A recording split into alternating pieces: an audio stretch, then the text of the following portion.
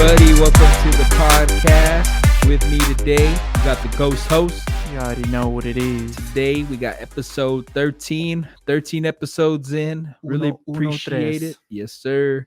Uno tres. Yeah, man. Definitely.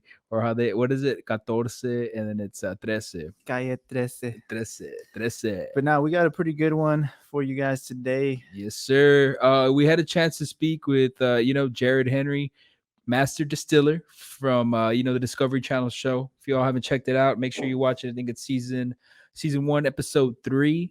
Season 1, episode 3. So you can watch that on Discovery Plus. I got a chance to watch it. It was awesome. We talk about that with Henry, and we get to talk more about his product right here. He's making some moonshines out there in Los Fresnos. So right before you get to South Padre over here, it's gonna be that white mule. That's what it's called, the moonshine. And it's got a kick, man. I'm telling you. Yeah. And that's what it says right there, man. It's got a kick. It's got a kick. And Jerrod did bring up a good point, man. If you're on the way to the island, might as well stop by there and pick up a bottle. He even has plastic bottles for y'all. Well, he's in the process of that. Yeah, he's gonna be ready. Yeah, he knows what's up. He's already getting that set. But this is like an awesome opportunity that we had. I'm glad that we can have him on. We had a chance to be one of the pretend to be a judge at least for the moonshine. So we tried that, but we're gonna be trying something different. There's some options that you can mix it with. I know he had a few other flavors too that he had at his bar that you could find. He had a watermelon, and then he had an apple pie. I ended up going to the store, getting like an Arizona watermelon fruit juice cocktail. We got some OJ over here and too. And then we got some OJ. We'll probably try that one in a bit. You know what? Maybe even like mix them both. No, at the same time. Yeah, like an orange juice type of thing. What would you call it? What would you call it? The Eddie Borrego. The Eddie Borrego. The sunrise. So we got this. We're gonna be pouring it up, mixing it up.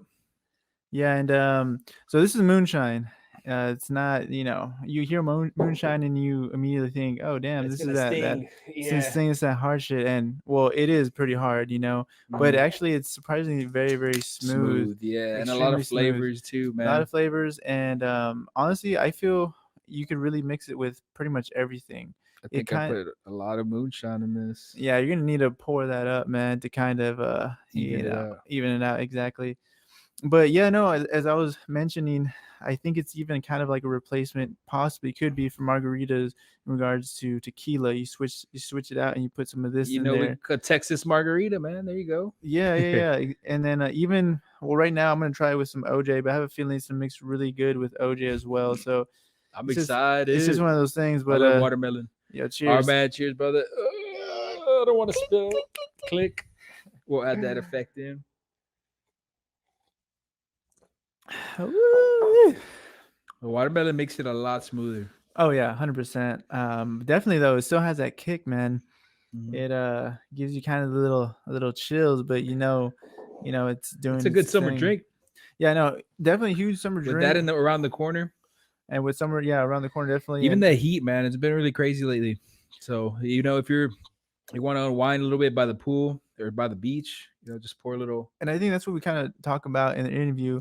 That this is definitely kind of like a outdoorsy type of drink. You want to be maybe at the pool with this drink, mixing it up, or even particularly at the island, definitely. And once they have those plastic bottles, shit, man, definitely take one of these out there and mix it over there on the beach on SPI. Unwind a little bit, and then just catch up with some friends too. I know everybody's been locked up, cooped up.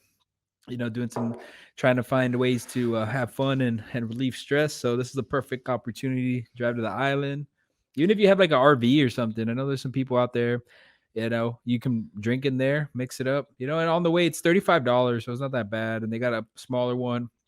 Also, if you want to take that with you, and then they got some food options if you're looking to grab a bite. Oh yeah, what'd you have over there? I had a pulled pork sandwich. It was awesome. Had like that North Carolina taste, like that barbecue. Hell yeah! I mean, he's from that region, right? I mean, he brings all that down. Appalachians. The Ozark. Yeah, the Ozark. Yeah, bro. I need to catch up on that show. Speaking of that, but no, man, I think it's I think it's like it's pretty good. It's unique. It's something different. And He this has is another thing that those we Fresnos, right? yeah, he has another little surprise that he's gonna be announcing pretty Oh, soon. breaking the seal. Yeah, so you can hear that announcement in the podcast. So it's something cool, something awesome, and that's one thing we like to do. One thing before we start the interview, I just want to say thank you, for tuning in to Distortion Radio.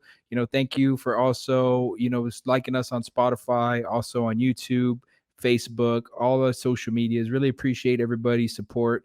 We're growing. We're doing some fun things like the Madden tournament. And we got some other things that we have that we're going to be launching in the next few weeks. So keep an eye on that. Some prizes that we're going to be giving away to some people, especially next week when we have our draft. We're going to have a little draft party. I did one last year. I'm gonna do one here too. So we're gonna be watching it. You got a chance if you get the cowboy pick right, get a chance to win a little gift card. So we'll be announcing that pretty soon. So yeah, I'll let you all know on the details on that. So And when's the Madden tournament again, so the man? Madden tournament, it's gonna be PS4 May 15th and 16th. You got a chance to win 750. So 750 goes first place. $750. Yes, sir. Show me the money. Show me the Damn, money. bro. Shit, Show me bro. the money. Fuck, man. You got a chance to win. Are And you then, sure you want to give away that cash, man? You sure you want to give 750? I don't know, man. I think do people want to win it? I mean, that's the thing. I mean, we got some people Are people gonna signing come up. and play or no? I know we got some people signing up, but we could always use some more. I want to give a huge shout out to all the people, the businesses that are participating.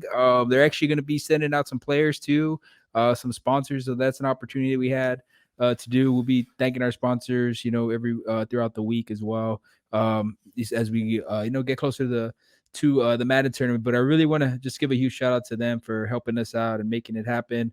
The details on the sponsors are going to be released pretty soon. We're finalizing everything, so that should be out pretty soon for y'all. But just keep an eye out on our page. You can follow RGV Strong or Breaking the Seal. That way you can keep up with what we got going on. There's a lot of stuff that we're going to be doing, like I mentioned, and I don't want you all to miss out, man. A lot of stuff to win, money wise. I just want to give a huge shout out again, like, to all the businesses that, been giving me support. Thank you for everything. And really appreciate you all, helping out with prizes and whatnot, really goes a long way for the page. And then, for everybody in the community to have some fun, especially after like a tough year. And, we're still staying strong, getting there, and this will probably be over pretty soon. Just Yeah, keep things hopefully, going. yeah, hopefully it's gonna stay positive, of course. But we're working towards that direction. Yeah, so we want to do more of these live events. So we're gonna start, with the Madden tournament and then go from there. We've been, trying to get some more people involved. So I'm excited to talk about more of Damn, that some kick, of the partnerships. that kick is getting you already, bro. I know, right? It's already getting me, bro. It's already getting me, man. But this is a good little drink. Hell yeah, man. All right, so let's if you want to do a little flavor, I mean, of course, during the podcast, I would give it a 10 out of 10 for a moonshine. Oh yeah, no, because I've tried moonshines before and they're like deadly, bro. Like I can't even drink them. But this one, they burn and shit. No, this one's smooth, man. It's crazy. And another thing that I really, really love is that Jerrod, of course, is locally. He's the only distiller in the 300-mile radius. Right. Yeah. So man. he's the only one here in the valley, man, representing. And shit, he fucking won the Moonshine competition on Discovery Channel. Yeah. And he has some badass things going for him. I mean, hopefully, with COVID blowing over a little bit more, he says he does want to do a little bit more events there at his place, man, that he has over there in Los Fresnos. So again, man, it's a great, and what I love about it's just so different. It's so different that the atmosphere is different too. It's like a different, like if you walk in there, it has like that saloon vibe. You're like, hey, pour me a drink, bartender. Pour me a drink. Pour me a drink, Huckleberry. Definitely a 10 out of 10. More so because it's so damn unique, man.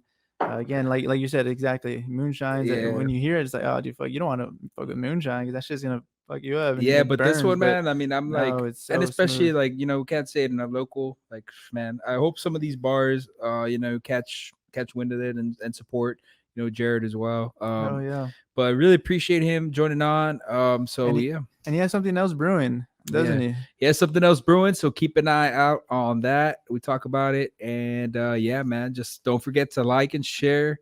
Your support is amazing, and I just can't, thank you all enough. So let's keep it up. Let's keep it up, and thank you all so much. Let's go to Master Distiller. Let's do it, Jerrod. Thanks for bringing on for coming on the show. Appreciate it. Great. Good to see you guys this afternoon. Yes, sir. Yes, sir. Thanks for joining in. I know it's Sunday, but yeah, we're recording this one on Sunday, but I really appreciate you joining in. And yeah, man, so tell everybody a little bit about yourself, where you're from, and How long you been doing this? Yeah, too, how man? long you've been working out with the all this stuff.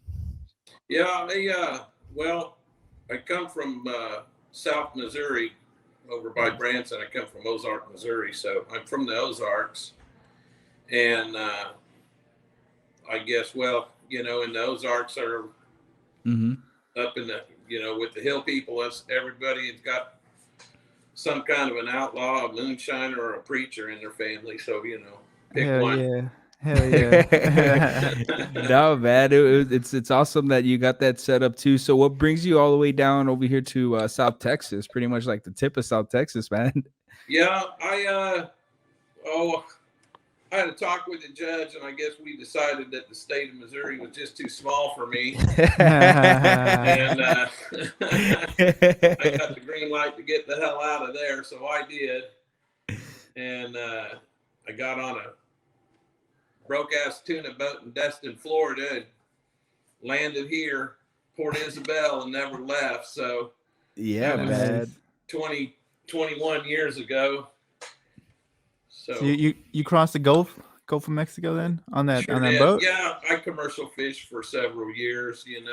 Oh, nice. Wow. Cool, man. And How's it like just out there in the ocean, man? Just Especially in the Gulf. How's that? it was great when I was 27 and shit, but now that I'm old, I'm not too into it no more. Yeah. It's nice when the sea's flat, but other than that, it's hard work, it's hard living, but it don't reward like it used to.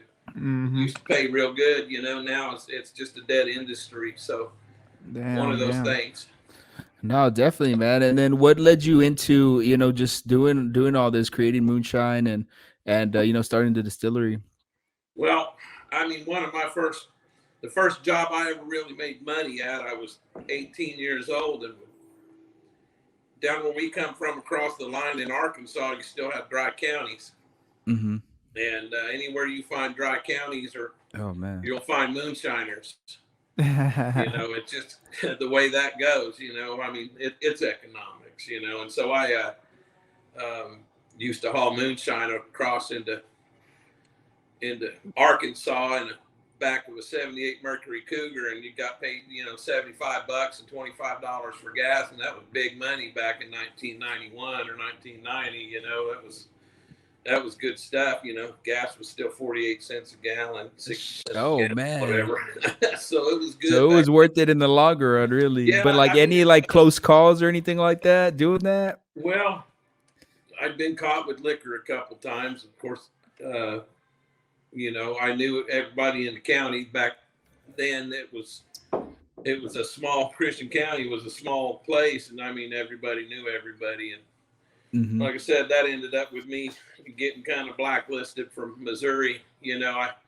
Judge and I had been. Oh wait, you were being serious? I thought you were joking. Yeah, I was like, wait, is he serious? No, he's kind of serious. Oh man. Yeah, so I sat in jail for 3 or 4 weeks, and when I got there to the judge, he told me, you got 7 different cases, and you hadn't done no community service, and what are you going to do with you, And I told him, I said, if you let me out of jail, I'll get the hell out of the state of Missouri and you'll never see me again.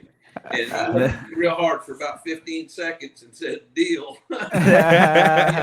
So that's like in the 90s. So now like about 20 years later, you plan on going back, or can you go back? Are you over it, man? I mean, he ain't judged no more. And I mean, it's been longer than 7 years, but I don't go back often anymore. Only my sisters left. So, but that's kind of, I got into distilling with guys like that, and pretty soon they teach you how to run a still, and you just kind of get in with the wrong crowd and, pick up what you do, and I enjoyed it. It gets in your blood, and you just can't get, once you start making liquor, you can't quit, if you go too many weeks or whatever without doing a run. It was the hardest thing in my life was when I applied for permits and couldn't distill for 6 or 7 months. I was jonesing for a run. So that was during this whole like pandemic, right? You just really just started getting this whole process Yeah, going last year, right? yeah. I applied for my federal permit. I figured after I'd come out on that Moonshiner show, I'd already outed myself, so I might as well go legal. Yeah, and if people don't know, it's on Discovery Plus, so it's Moonshiners, right? Master Distiller season 1. You had a chance to appear in episode 3, so that's awesome stuff, man. Especially representing, I saw that little segment where you were, well, we saw it yesterday. Actually, I mean, when I stopped by, it was a little nice setup, and Yeah, it was cool seeing you at least talk about, bringing attention to those Fresnos, especially in Discovery, man. How was that experience, by the way?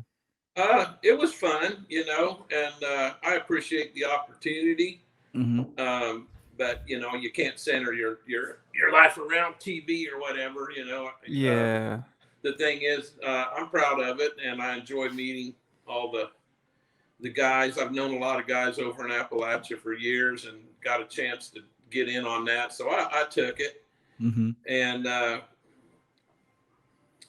your segment was like the Moonshine of Mexico. So one of the crazy things that I saw was, especially like when you took home the little the championship then at that or the Master Distiller Award, that episode, but you used like a raw chicken. So I saw the gentleman, I guess the guest judge, was explaining it, how that's for like flavor. Can you explain like the whole like process first? Yeah. So there's different kinds of distillation, and there's pot stills, which is like what I ran on the show, and then there's column distillation, where it's a pipe that's up and it's got plated chambers in there that make reflux, make vapors hit and come back down, and that produces higher proof alcohol, but it lets off, it takes away flavor, strips flavor.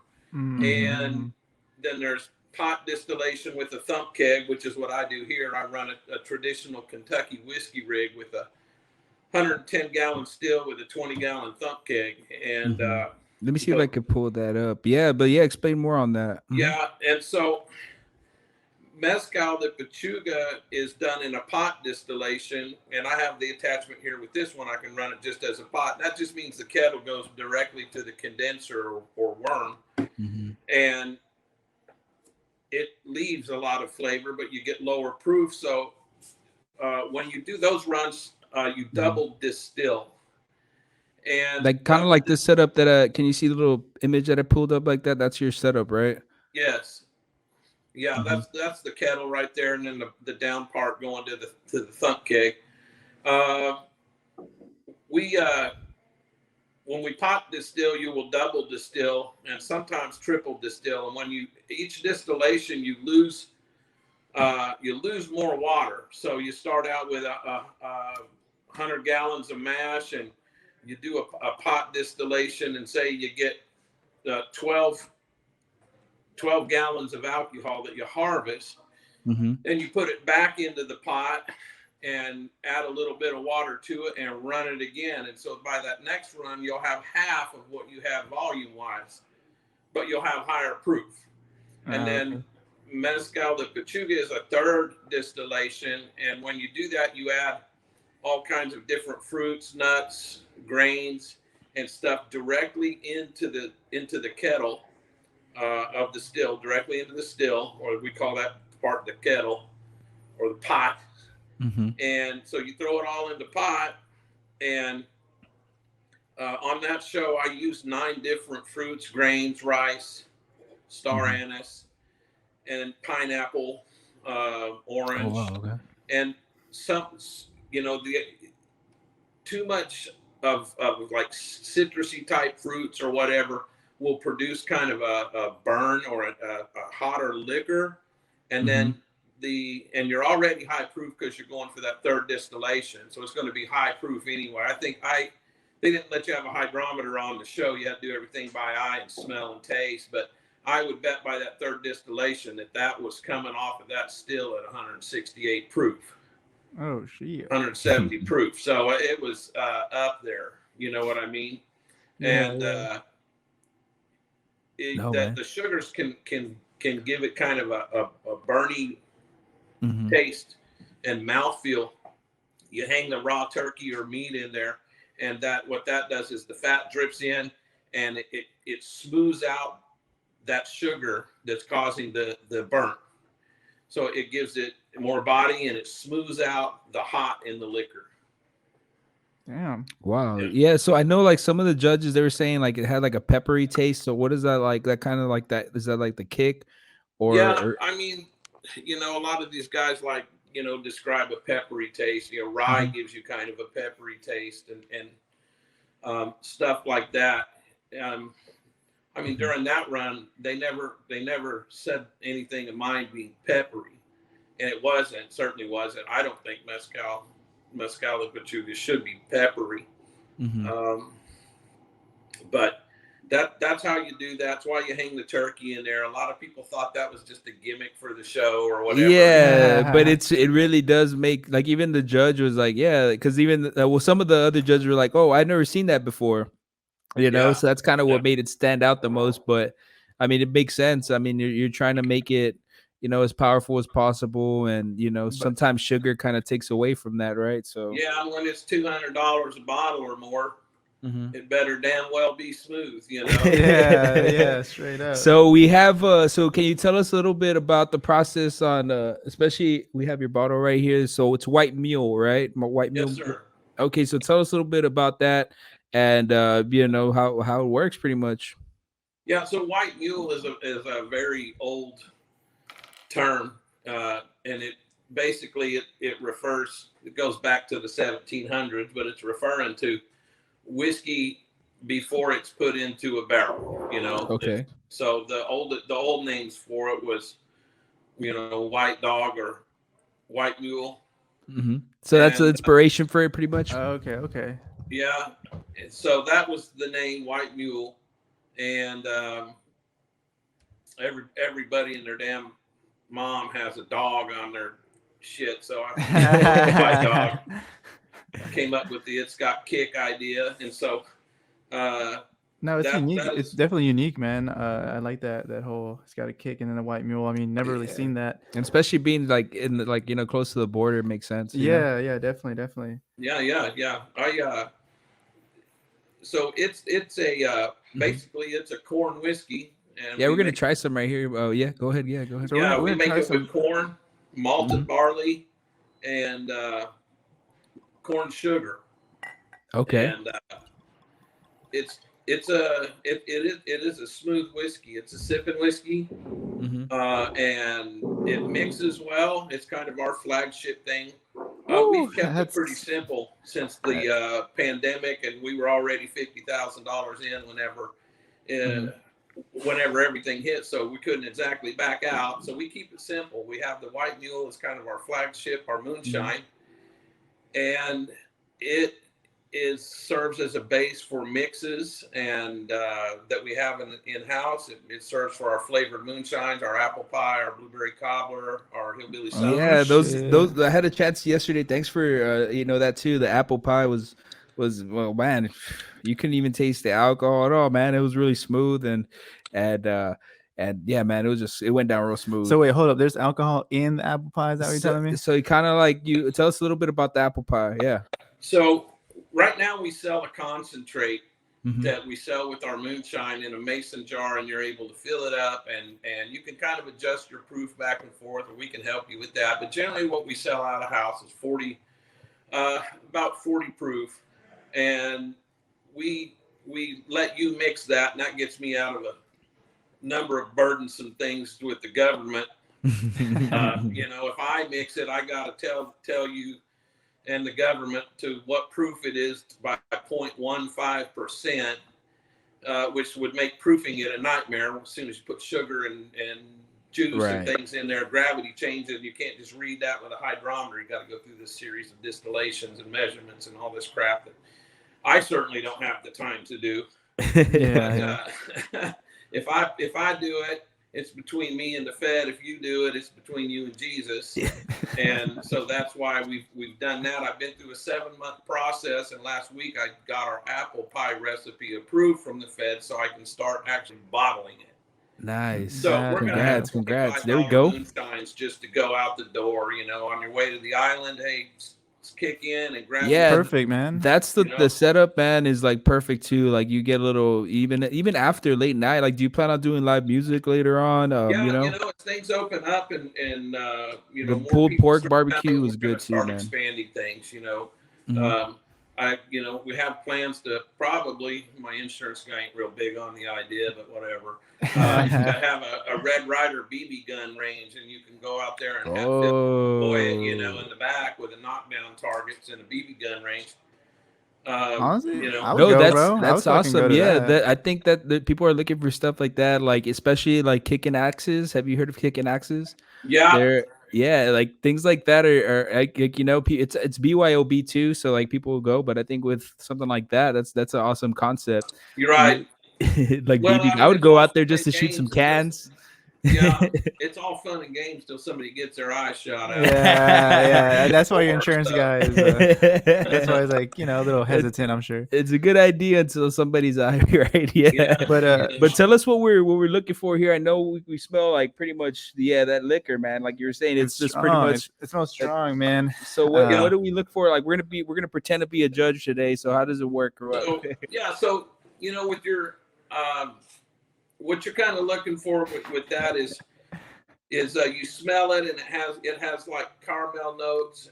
It has a Okay. a butterscotchy kind of aroma. I could smell that a little bit or get a hint of that. And so the thing to do with whiskey like that is sipping whiskey is that you get saliva in your mouth, plenty of spit basically, and All right, I'm doing the right thing then. All right, right, building and it up. then you take a sip of it. You don't, shots are for people that want to down their lip, that don't like drinking liquor. You sip that and let it mix, Wow. swallow, and that's not a burning liquor. It doesn't burn you in your stomach. And this is like it, like the smell kind of threw it off, but when I drank it, it was real smooth. Yeah, the smell is like definitely strong, but then usually when I smell liquor like this, I'm thinking like, oh man, this is gonna but no, this is like way smooth. And the flavors carry, and the flavor on that will carry for a good minute and a half after you've drank it in your mouth. It has nice mouthfeel is something that I look for in a liquor. That means it don't have like acetone and other chemicals in it, from the distiller. He cut those out, and so that leaves a nice mouthfeel. Flavor keeps going for a long time, and it doesn't burn you. To me, that's an important that doesn't burn. Yeah, my throat's not burning. Yeah. Usually like, your throat burns like a motherfucker. And I typically don't sip, but this is something I would like, just especially on a Sunday like this today where we're recording, man. And would you drink it kind of like on the rocks or kind of like this, or how would you kind of drink this? I prefer it with a double shot in a glass over ice with club soda. Club soda. Yeah. Okay, I can see that. But you can just drop an ice cube or two in there, and it mellows out nice with ice, and it's just. I saw that y'all are doing $5 lemonades too, right? So that you can also mix it with some lemonade, some Arnold Palmers. I saw. Yeah, anything, margaritas, Bloody Marys. We use it as a base for our bar. A distillery permit allows me to operate mixed drinks as a bar selling mixed drinks, so long as the mixed drinks are made from my products, and so that's the catch there. So it makes a wonderful mixer. I mean, corn's in everything anyway when you think about it. It's in your cereal, it's in your Coke, it's in everything. So yeah, that's true. Like corn syrup, it's in everything, man. Corn is in damn near everything, and so it just makes sense that it would be a good mixer. When you look at it like that, I like to say vodka is for people that don't like to drink liquor. They don't want to taste nothing. They want it to have just as little taste as possible, and usually sugar it all to hell. But whatever you got to do to get it down, But I think you should be able to enjoy your experience.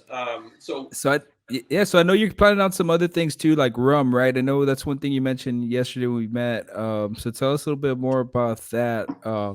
How's that going? Within the next 2 months, we're going to release an all molasses rum. Ooh. And everything in this breaking the seal. Was harvested here in the valley. Badass. you'll be So drinking yeah, rum. tell us about the ingredients, right? Everything, you like to keep it local, right? Of course, right? Yeah. That's just one of the main things. Puro loco. Hell yeah. That's one of the things that you want to do, and the rum is really going to help us with that, because sugar cane is grown in the valley, you know, and people don't I mean, know. that burning, man. It's always, I always smell that burn up in the air, man. I'm like, what is that? All the ashes going up there and everything. Yeah, burning out the cane. Yeah. So this region, the Rio Grande Valley, is the biggest molasses producer in the United States, but almost entirely all of that sugar gets shipped off to brokers in Louisiana. But thanks to Art Delgado, who's going to be opening up the winery up the road here. I got to get a hold of them. Yeah, definitely. Yeah, he hooked me up with them. He knows the guys on the board over there. Hooked me up with them, and so I'm able to get molasses at a very, very, very good price. Nice. And I want to make this all valley rum. So I mean, the water, the molasses, and just yeast. That's all that's going to go in that. It's a very simple liquor. Most places add cane squeeze-ins or like sugar syrup or turbinado sugar or whatever into their rum to boost the proof. But we're going to go with just molasses, so it's going to be super flavor, a really flavorful rum. We've done one test run of it, and we're going to be doing another one, probably within the next 2 weeks. We've got a label already designed. It's going to be our Scurvy Dog rum. Scurvy Dog. Scurvy Dog. Okay. There you go. So that's a Hey, I saw. Speaking of roof, I saw you quote DMX the other day on your page. RIP, man. RIP. Scurvy Dog. That's awesome stuff, man. That you're doing that. That's cool, man. That's cool that you're bringing that stuff to the valley, and especially like somewhere, you know, awesome like it's like South Padre. You know, people, they have to stop by before they go out there. You know. And speaking of, you know, going back. They should definitely. Yeah, no, definitely. And going back to this white mule, I will say, man, like you were mentioning, it could really be mixed with a lot of stuff. I feel like you mentioned right now, margaritas. I do think that it could replace in a way, I guess, the tequila that usually is a base for margarita. And then of course the lemonades, man. And then the lemonades, yeah, and you know, other maybe, you know, juices as well. Because I do feel like after tasting this, like, yo, you can mix this with a lot of things, like. You know, it's not kind of like vodka, you mix it with juices, you know, whiskey, you mix it with Cokes and stuff like that. This, I feel like it's... And even on its own, man, it kind of just holds it too. Like, it has a great amount of flavor. It has some variety, man. I'll recommend it to everybody, especially it being right there, Los Fresnos, man. Right before you go to the island, pick up one of these bottles and have a good time. So, yeah, man, before we head out, I do want to talk more about this gentleman right here, Marvin Sutton. Am I saying that right? I see that you post him a lot on your page. So tell us a little bit more about him. Does he inspire you, or what is his story?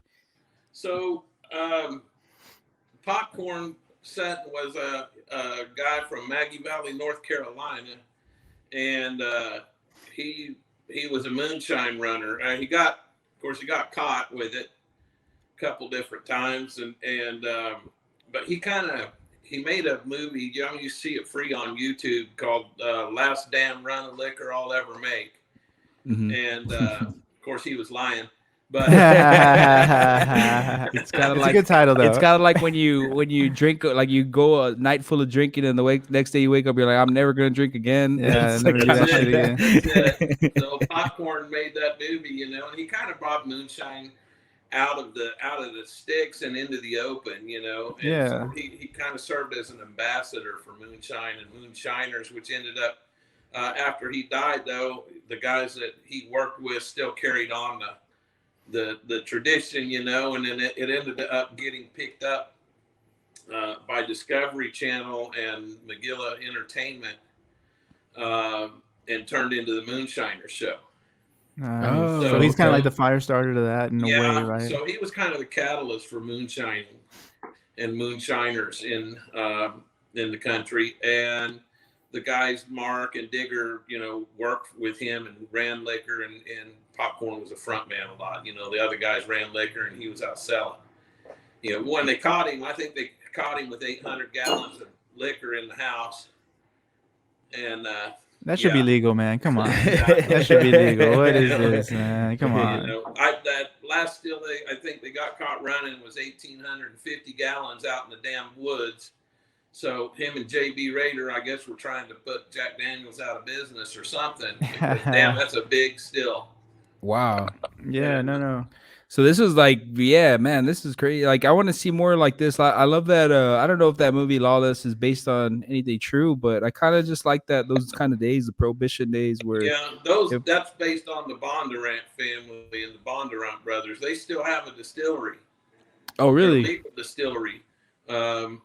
And yeah, they're friends of mine. I know those guys. They make a cold mash whiskey. Okay. Among other things, but that's the Bondurant family. They've been moonshine. Oh, wow. So you know them like, oh, that's crazy. That's awesome. Yeah. So like seeing that movie, you kind of were like, hey, man, I know these guys. I know. Yeah. So, and what do they say about it or what? Well, I mean, again, you know, it goes back to the first thing, you know, that anywhere you have dry counties, you have moonshiners. And you get over there in Appalachia, every other county is a dry county. So I tell you what, it's been in the tradition for, you know, 700 years. Hell, the first battle after the Revolution was fought over whiskey and taxes.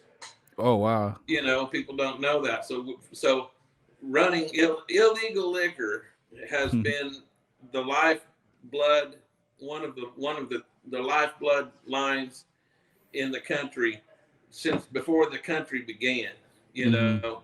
So we've been making whiskey and moonshine for a damn long time, and it's not slowing down. They finally loosening up. You couldn't have a distillery in Texas until 7 years ago. Oh, wow. That's, You know, yeah. No wonder I've been seeing a little bit more. To own a still in Texas. So. Oh, what was that? Which one was it? I'm sorry. Said it's illegal to own a still in Texas. Oh no, but what was the name of the distillery that you said? Oh, Bondurant's. Oh, okay, yeah. So as things loosen up, you're going to see more distilleries and stuff. I mean, I'm the first. It ain't going to be long, I suppose, before somebody else opens one or comes up with $1 million. I got mine open for 70,000, 80,000. You know, there we go. Yeah, man. And you got the opportunity and you did it, and it's a good spot too, man. I mean, that right there, like close to South Padre, you know, it's something that, you know, people need to just, you know, as soon as they get, you know, before they hit the beach or even come back, you know, pick up a bottle and support, you know, man. But so what moonshiner. Yeah, no, 100%. All about local, man. So what are the future plans? What do you plan? I know especially another thing that people probably don't know is that you have some food options there too, some bar food. We had some like pulled pork. Yesterday I had that. Yesterday it was awesome, good stuff. So, you know, it's a great spot, you know, just to hang out and, you know, even pick up a bottle and have a bite before you head out, before you head back home too. Yeah, we make a Carolina style pulled pork with a yeah, that's one thing I noticed. The barbecue sauce, man, it was real like Carolina. Yeah, I liked it. Yeah, it was something different. We make our sauce, we make our rub, we built the smokers. I mean, everything in this place we built by hand. Tables, bar, everything we built. Wow. Myself and another guy, Larry Salee. Even the bar too, the bar top and everything. Yeah, we built everything. Wow. No, it was a nice setup, man. And so that. But our plan, you know, really with the food and stuff, we're going to expand. We got a new griddle. We're upgrading, putting in a range hood. So we're going to expand to putting our pulled pork in tacos and piratas and quesadillas. There you go. It makes a fantastic taco, as well as does our beef. And so we're going to be doing the beef tacos and stuff as that, and offering specials. Always going to try and offer a special. Kids here, I always give kids half off when they come in to eat, so mom and dad don't have to be afraid of, you know, going to break the bank to, you know, take kids out or whatever. Yeah, just to have a good night, a little family night too, man. I mean, I think a lot of people need that now, especially more than ever. Like a couple weeks ago, we met with the fellas at Oak, and they were telling us even during the pandemic, people were looking for places just to hang out. Yep. And hell, I did better when everything was closed because I could be open. You know, but definitely. And it's a new option too, man. That's one thing I love about the Valley. Like when it comes to stuff like it's something new and a new concept, and it's all using locally owned ingredients, people are quick to bounce on it and go after it, man. So Yeah, we're applaud you proud. for that, man. We're proud. Oh, one thing, especially to expand on that, I wanted to talk about the pandemic. There's something that, we didn't even mention that you helped out, making some hand sanitizers. So tell us about that, man. Oh yeah, that's right. Yeah, I got my distiller's permit from the federal government on March 3rd. Mm-hmm. And March 6th, I went over to TABC in McAllen, and me and the girls there they helped me fill out my application. They basically did it for me. They were awful helpful. Yeah, McAllen, man. Yeah. Yeah. And so I applied for the permit, and 2 days later, when everything, I guess, best way to say it, shit hit the fan. And, definitely, man. No, for real. I mean, that's the best way to explain it. Yeah. And because nobody knew what the hell to do. No, they didn't. And, I mean, I didn't, I come from a long line of guys that don't follow the rules. And, so this was nothing new, nothing typical, atypical, right? Hand sanitizer. So they called me and told me I could make hand sanitizer as long as I didn't make anything for people to drink. I could make hand sanitizer, and called on me to do it. And it wasn't within 2 or 3 days. I mean, there was just like no kind of sanitizer in the whole valley. And yeah, that's right. Dude, yes, man. That was scary. That was a scary times. That was kind of trippy. So I started running some, but I just realized it wasn't I couldn't keep up with the demand that was here at the time. And I reached out to my friend Greg Pope. We call him the Pope. Over in Missouri Ridge Distillery over in Branson, Missouri. Awesome. Back home, wow. And we met up with these guys that were running a corn ethanol plant up in north part of Missouri, making corn ethanol to add for like fuel. So they were making like 750,000 gallons, in 7 days, is what these guys could do, running it off at 180 proof industrial corn ethanol. And so they proofed it down to 160 for us and added glycerin and hand sanitizer. So we were able to buy directly from the producer. When we showed up in Missouri, I showed up with a U-Haul and cases of whiskey. Ready to help out. Damn. Greg, and so did our other friend, Steve Allen with King Creek Distillery in Oklahoma. We all showed up bearing gifts, and they sold us all the hand sanitizer we wanted. Oh, so we made an arrangement with them, and every week we could pick up hand sanitizer, show up with some whiskey, and so whiskey bought hand sanitizer to the valley. It wasn't badass, man. It was so whiskey's done more favors than people know. Man, I appreciate that, man. Especially it's awesome to see people outside. Again, I'm seeing a lot of these, especially because I have that RGB Strong page, and I'm seeing a lot of people from outside the community helping out. And they don't get enough. They don't get enough. I mean, and I think it's probably because they do it because. I think it's like a kind of like a human thing. You have to do something like that. You have to help your friend, especially in the South, man. It's something like help your neighbor, man. That's just one of the things that I think that went a long way during this pandemic. And it's great to see that you went through lengths like that, to bring some. I mean, man, that's awesome. And I saw you popping up all over the place too. Now that I think about it, you went to McAllen. I know you did some in Mission by 5x5 too, right? Didn't you do a little event there as well? I was Salome on Main, which is Larry Delgado and Jessica Delgado's place. Nice restaurant. If you ever get a chance, go by and have some drinks and eat there, because they helped out with the distribution of the hand sanitizer. George at 5x5. We had a big event there in Mission, and George supported us on that and got us in there, and that was a great one. Where we were in Weslaco, and the Weslaco, Michelle Lee from Title Max got that set up for us, that event, and all the permits pulled and everything. And we had a great time there. And the Wesco cops were a lot of fun to hang out with. And Oh yeah, man. Their social media is always popping off, man. They're always doing some fun stuff. Like even last year, they were doing some cool stuff. Yeah, a bunch of nice guys, bunch of fun. It's the only time I'd ever got to ride in a cop car and not be in the back, and not to have to be behind some bars at the end of the drive.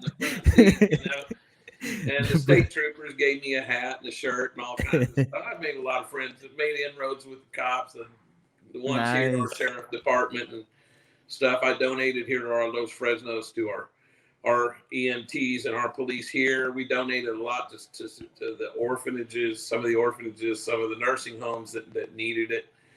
Just did our part. We didn't try to get rich on it. I think if I was the kind of guy that wanted to screw everybody, I probably could have made $500,000 in 6 weeks. But yeah, you could have doubled the prior, stuff like that, man. Yeah. Yeah. Nah, man. Because I didn't try to make a killing on it. I just tried to keep it going, and as soon as the need for it was over, it was time for me to get back to building my bar and working on whiskey, So by July, we were back at it, getting this place ready and doing our thing. So yeah, that was a good thing, with the hand sanitizer and stuff, and a good way to reach out to the community. A lot of people remember that, so we're particularly. It's gonna go a long way for you, Jerrod. I appreciate it, man. Yeah, no, like definitely, man. Really stepping up during, when people need it the most, and that's really what people are gonna. Like I said, they're gonna remember that. Yeah, you're right too. Yeah, they're gonna remember that. So tell us more where people can find you, and things like that. Tell us your address as well. That way people can, look for you and then stop by too before they head on to the island or if they're leaving the island. So we got a couple things that are coming up. Like I said, we're gonna have the release of our rum. Yeah, and look, when you have that, come back on. That way we can talk about it and try it out too here. We got another thing that we're working on right now. I'm working on it with Steel Productions, William Steel, and we're going to be making a 8-day trip to Mexico to celebrate the last runs of Mezcal. Okay. Because the piñas at this point, there's the rainy season is going to be starting over there, and so then the piñas fill up with water and they don't have as much sugar, so you don't harvest them. This is their growth time. So for 5 months, they're 5 or 6 months, 5.5 months, whatever, just depends on the weather. Wow. There won't be mezcal production. It just stops. And we could probably have another podcast about that. That's interesting. That just got me like. So we're working on a documentary. Okay. And we're going to be filming it. We're going to go, and the idea here is that mezcal has started to become so popular, and traditionally mezcal was made by families in small villages and like that, single village mezcals. I know one family in one village where the mom or the dad, the brother, and my friend himself and his granddad were all distillers. The three of them still have, palanques, or that's a Mexican distillery for mezcal. In the same town, so we're looking to find single village mezcals, mezcaleros who do it according to the right way. The issue now is that with the popularity of it, big companies like Bacardi and stuff have moved in, or even those celebrities buying those little I've seen these celebrities invest in all these, right, and they don't even know what they're doing. It's a craze, but what's happening is they run through big companies like Bacardi and stuff like that, and so they're buying up all the agave, and they try to keep it from the small guys, and so the people who have for generations made their living on making mezcal are losing their living because they can't get the agave to actually do what they do. And so for me, it's a problem, and I'm always kind of rooting for the little guy or whatever. And so our idea is to go over, meet with some of these distillers we find in the small villages and back in the hills and hollers of Mexico, and buy mezcal from them that has been distilled first time, bring it here to the distillery, and do the second distillation here stateside, work with them on the mash, then bring that over here. I have an importer's license. And then we are going to bottle it and feature that distillery in Mexico on the labels and sell it, and then share back the profits with them, with the community. Right, to find other distillers and bring them kind of into the fold, and help them get noticed, and secure. And that's the difference, right? Because you're actually giving back. These people are just going in and just buying everything and not giving back to the communities. Right. They're kind of making like gentrification type of things. Yes, but it's what it is trying to preserve the lifestyle that made mezcal what it is, and to preserve the craft of mezcal, because it's getting lost. And so that's kind of the idea of this. And we're going to either do it on YouTube on our own, or if McGill or Discovery or anybody, Travel, whoever wants to pick it up, great. Because the more people that know about this, I think brings more light to the issue, and I think so. I think it will, man. I mean, I think interesting stuff like that kind of is going a long way now. Like I saw this one on Netflix. I think it was like Seaspiracy. So it kind of talks about, a niche type of industry like that, and that people aren't talking enough about. So I think if you bring something like that, man, it'll go a long way. So definitely. So where can people find you? Your website and also your social media pages, right? Yeah, you can always find us on Google. Just Rio Grande Distillery. We have our website, riograndedistillery.net, and we have a nice web page that explains more about us, what we do, our mountain brandies that we sell, so you can take your flavor with you that you like. The sample flight, you can get for $6. Try 7 flavors. Nice. Take home the moonshine you like. Enjoy the bar and that.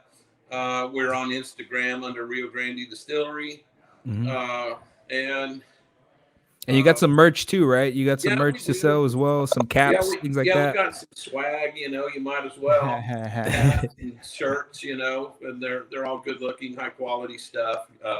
Hell yeah. We don't sell it to make a lot of money. $20 for a hat or t-shirt. Nice hats too. Just to get it out there. Yes, sir. So we're on Highway 100, just maybe like 15 minutes or so, right? Fresno City Hall. Yeah, like 15 minutes from the beach or so, right? Yeah. The beach is 16 miles away, so we're right on the way. Stop in on the way to the island and see us. Grab a bottle, man. Grab a bottle, take it to the island, man. Have a good time. Grab a bottle too. And we're going to have where the flavored moonshines are going to be $25 for a quart, and you just come in and get it out the door.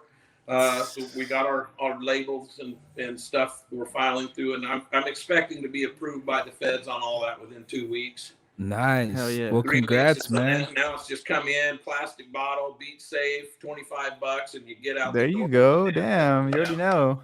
I appreciate it, man. Plastic bottle. You get a $25 fifth, Yeah, no, man. Well, I appreciate your time, Jerrod. Appreciate it, and thank you so much, man. Continue that hard work, and yes, we're thank you for coming on, man. I really appreciate it, and congrats on all your success. Yes, from even the Discovery Channel all the way down to even you're mentioned on Texas Monthly, and a lot of good stuff coming your way, man. So I know it. I can feel it, especially the whole setup and.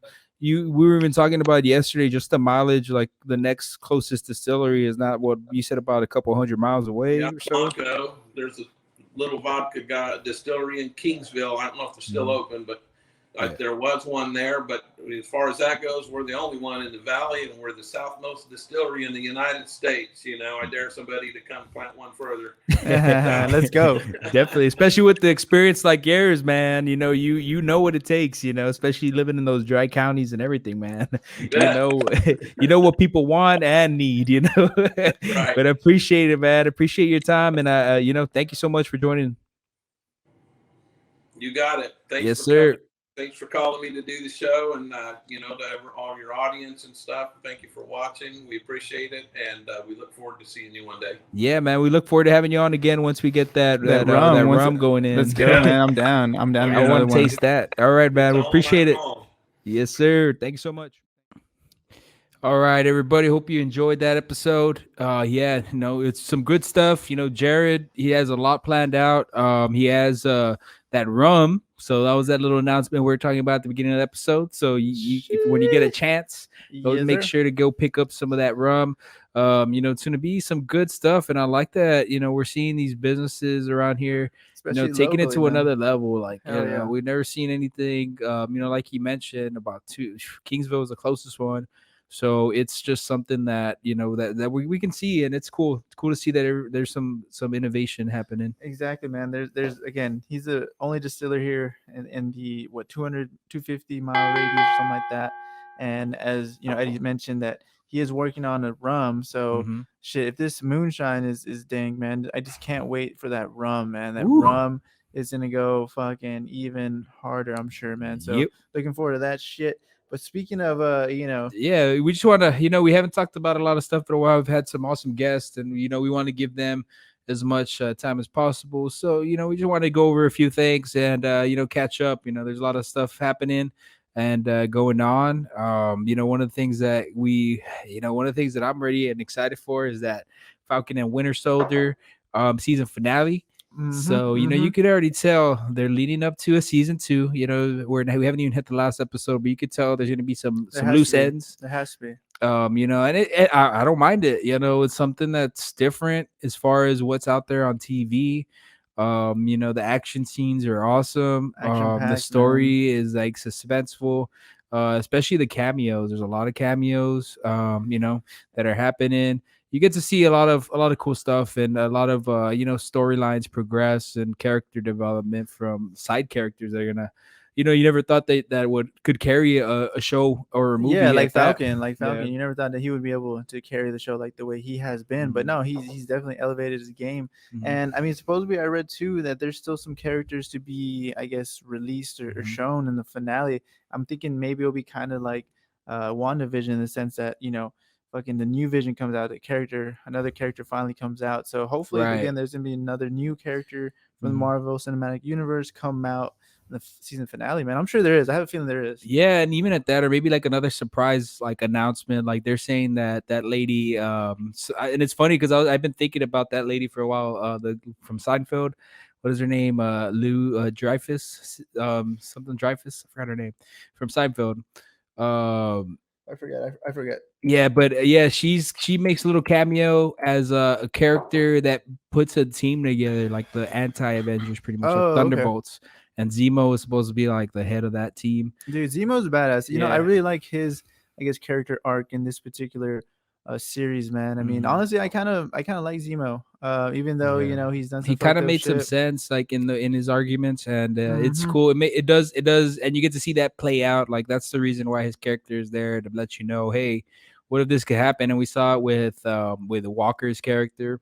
I thought that fight scene was pretty epic. It kind of reminded me of like Civil War, like them both going at it, bow, bow, bow. Oh yeah, that was a bad. But one of the questions I remember you asking me is like a while back is like, what would happen? What would happen if Bucky were to? What would happen if Iron Man killed Bucky in front of Captain America? Would Captain America do the same? Would Captain America have killed Iron Man?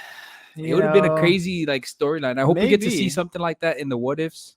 The What Ifs is pretty cool, That's right. There's that whole Marvel. Yeah, like it's gonna have. Is it a series? I think it's a series. It's gonna be like like animated series, but it's gonna be like all the actors are gonna do the voice character or the voice acting. And it's just like, what if this happened? And basically, it changes the whole timeline. Yeah, like Black Panther ends up being like the Chris Pratt's character. I forgot his name. Okay. Yeah, he ends up being him. So yeah, just different Marvel Zombies. They're gonna do Marvel Zombies, stuff like that. I hope they do like a Deadpool thing. Yeah, where I'm sure they kills are. like the whole Marvel universe. That was a cool little series. But yeah, no, I think this one is gonna end off pretty good. I like that we saw Isaiah Bradley. I want to see more Isaiah Bradley. Just seeing that type of that angle that they're taking, especially hitting close to home. Oh yeah. Like we were talking, like we mentioned like a while back, like when we were talking, it just it's real life. Yeah, they're kind of making those little, they're kind of like, especially when it comes to the world being ready. It's kind of like, were people ready for Obama? Yeah, I think we were. And when it comes to the Winter Soldier, like when it comes to the new Captain America, that's one thing that one thing you realize is like Steve Rogers had that already in mind, like because Bucky mentions he's like, hey, he told me about the plan. He told me he was going to give you the shield. So I think like now you find out why Bucky was really mad because that's what he wanted to do. Like Steve told Yeah, him what he was going to do but I and guess why. it goes to the Falcon. Maybe he wasn't ready mentally for it, right? But then, Or he uh, didn't understand. No, because he was trying to I, figure out why the and whole series, yeah, right? Like well, why did especially in he give me the the shield? especially in the last episode, he figures it Yeah. out. Where Oh he yeah. goes to talk to And you can see the Isaiah. parallels with that and Yeah, like the boat. Like and how did they you? wanted to give away, he wanted to give away the boat, but he really didn't want to give away the boat. Yeah. And then the sister was like, "Yeah, we're gonna keep it." So that kind of, It kind of comes full circle. and then the whole Rocky montage happens and shit. Yeah. So it kind of comes full circle, and I guess maybe he finally realizes that he's up to the challenge. He can be the next Captain America. Yeah, and despite like the color, like of his skin, he can. Like that's the thing that he was trying to get to and overcome maybe yeah. Mentally. Because he said like Steve Rogers do that there needs to be a black Captain America. Pretty much that's what Bucky says. Yeah, that was a plan to get a black Captain America, and it's crazy to see that whole Isaiah Bradley storyline happen, and then also because the whole that whole scene was pretty emotional, I think. Yeah. And they're leading it up too because they say that his nephew that comes out, he's part of the Young Avengers. Oh wow, really? Yeah, Okay. he's like I think it was like the kid there or what? He's like he's gonna be like another like iteration of Captain America, like nice. But like I forgot what his name was, but I'm excited to see that. Then we got Black Widow. Marvel's doing its thing, man. Oh yeah, man! Marvel's the trailer that just popped out. Oh, honestly, dude. I haven't even seen it, man. So let's watch it. Let's watch it. Put it on. Shang-Chi. Shang-Chi. Oh god. Okay. All right. What is this? Shang-Chi, The Legend of the Ten Rings. Wait, this is a movie though, right? I think. Yeah, it's gonna be a movie, dude. Boom. Sheesh. That's how I knew. I'm like, ooh, this guy's they're gonna do some badass stuff, man. Shang-Chi. All right, so Shang-Chi, guys. The Legend of the Ten Rings.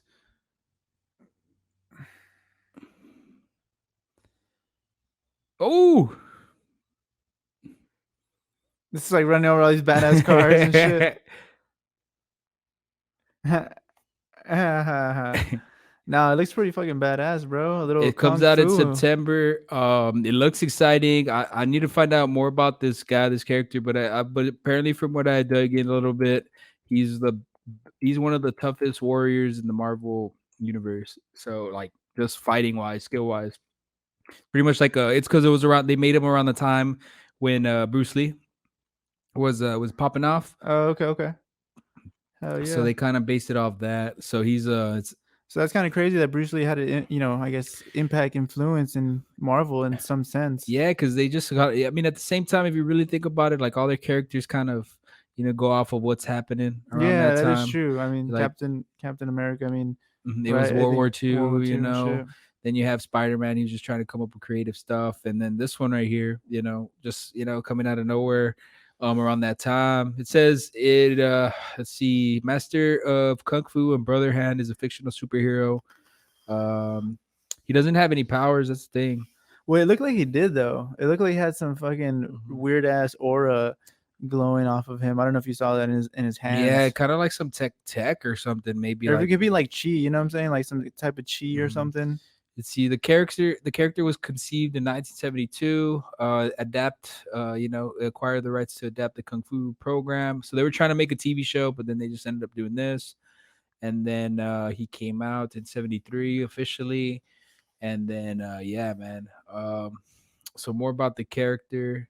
He's just a master of Kung Fu. That's all. Pretty much what it works. But it's pretty exciting. I'm glad that we I'm excited about the next batch of heroes, and that's because I was kind of after Endgame, I was kind of already over it, man. Like, to be honest, I was like, oh, I don't know what they're gonna do. I don't know what you can do. How dare you? There's too much. How dare you, man? There's too much CGI now. But now I think they're trying to make I hope Black Widow be that kind of like there is gonna be CGI, but at the same time, it kind of like action running. Yeah, they definitely will have some pretty legitimate, I'm sure, fighting action scenes, sequences. I'm sure. Oh, and then in other news too, so Doc Ock slipped up. Alfred Molina, he had an interview recently, and he slipped up and said that he is going to come out in Spider-Man. Wait, you talking about Yeah, The original the original Doc Ock? Doc Ock. He said he's coming What? to. He's gonna be in the new Spider-Man. It was like a rumor, but now like he said it in an interview, in a But podcast, that kind of makes me think. That kind of makes me think. Well, supposedly they're gonna do the whole multiverse thing with Spider-Man's new one.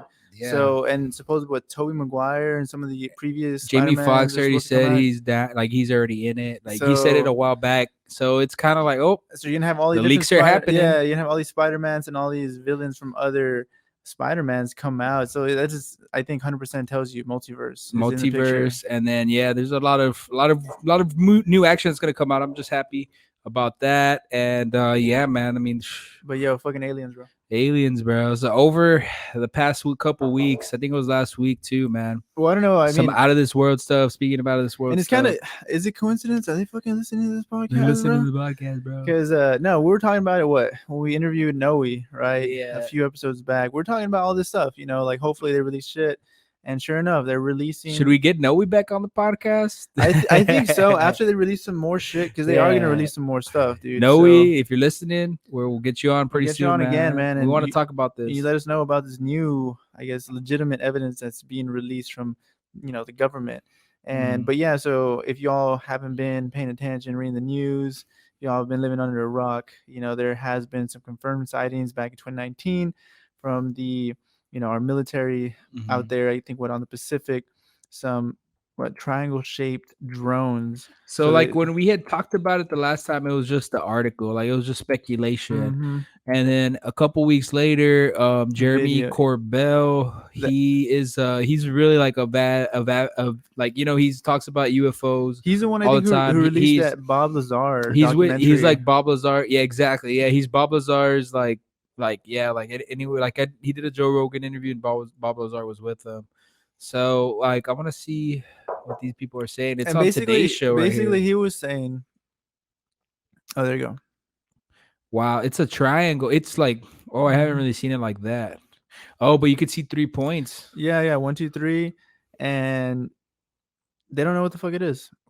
The Navy, It's a Navy, yeah. they don't even know. Oh, so this summer, they said that this summer more stuff's gonna pop off. Yeah, as per that, I think when they passed the Forget about white boy summer, bro. It's UFO summer, bro. I keep telling you that. Forget Chet Hayes, man. I'm tired of Chet Hayes, bro. partying in other fucking galaxies. Tom Hanks, get your boy in check and get him back in the fucking house. This I'm summer, tired of it. we ain't going to. Maybe we'll go to SBI, but we'll also go SBI in a different galaxy. This is a UFO summer. I don't give a fuck. We're gonna drink some white Mule. We're gonna have a UFO summer. We're gonna have Noe on the podcast. We're gonna drink some rum. We're gonna have some fucking aliens getting real crunk. Getting real crunk and partying, bro. We're gonna be talking about this. We're gonna be like, hey, yo, where the alien Where they females at? at? You know what I mean? No, but it's crazy, man. One of the things though that I guess I do want to kind of say too is like I really am kind of curious, as I mentioned when we were talking to Noe, is like could this Mhm. possibly be our own government just slowly releasing some of this tech that we've been, but going back to Bob Lazar, I mean, Right. supposedly there's been, evidence of, UFOs for tens of thousands of Mhm. years, Yeah, man. and it's kind of strange that, like that- evidence of technology, like Exactly. ship, like there's even ships that they say that they've dug up. Like Bob Yeah. Lazar said they've Bob dug up Lazar some said shit, that, that ships. the ship that he was working on, right, was like Mhm. 10,000 years old or some shit like that. Mhm. So at least in that documentary on the Netflix. thing that intrigues me is like, even 10,000 years, the tech was still the same. Like Well, because it's so advanced, bro. It's so Yeah. advanced that I mean, how, like, I guess, is it like perfection or is it like, what is it? That's just crazy to me to And see this whole thing. what's though. just crazy is like, okay, if it's not our own military, our own government, or some foreign government, right? And if it Mhm. is, I guess aliens in a way. Well, obviously aliens, right? Well, I mean, they're making contact, but I guess they're still keeping that distance. And will they ever close that distance? And I mean, are we even ready to close that distance too? I mean, in a way, it'd be cool to confirm, okay, there's other beings out there, because that would change, I think, the entire human Mhm. perspective on everything in a way. But at the same time too, it would fucking But I'm at sure the same cause time, some people would craziness. be, yeah, exactly. Like, there's so many people that are really faithful, and really, And who's to say that think about it. People were arguing about masks. So now think about when the alien ship shows up. You think people are gonna be ready for that? I don't think so, man. Like, no shit, right? like people will run into the stores to get toilet paper, For masks. and you think about alien. What are we gonna get next? We're gonna run out of what? Like aluminum foil? Like what the fuck? Like you know. Yeah, And I even guess at that's a that, good like point. what I don't know, man. It's crazy. But you know, I'm glad that you know, some of this stuff is finally getting out there. We'll see what Definitely. happens, and we'll see how the population takes it. You know, I could already see Ben Shapiro like making a statement on something. Indians are here, but not the same. I don't know, something They're like not that. here. They're not He's gonna welcome. he's gonna do the counterpoint. These creatures are dangerous. You know, WAP. But They're not gonna last. what- They're not gonna last. Appreciate everybody. You know, thanks Distortion for having us on. You know, make sure to tune in to us. You know, on Wednesdays. You know, there's other podcasts too out there too, so they're and other growing. great music, local music, Great too, music. man. They're growing on Distortion. So huge shout out to you know, Hollow for the hard work that Yes, he's doing sir. and pushing and getting all these people together too, man. Hell yeah, man. You know, there's Respect. a lot of awesome stuff going on. Madden tournaments coming up, esports league. Follow RGV Strong. We have our trivia night coming up this Saturday. You have a chance to win. It's gonna be our friends themed. And then also make sure you subscribe to our Spotify, subscribe to our YouTube, and then follow us on Facebook. It really, you know, really goes a long way for us and the people that we're spotlighting too. Make sure to catch up on the latest episodes on YouTube too, so you can keep up to date with what we got going on, and then who we had on in the past too. We've had Noe, who we talked about, the fellas at the 956 Sports Card Show. We had Jason on, so we're looking to have him on pretty soon too, and then some Hell other yeah. people too. So appreciate everybody. Thank you all for your time, and thank you so much.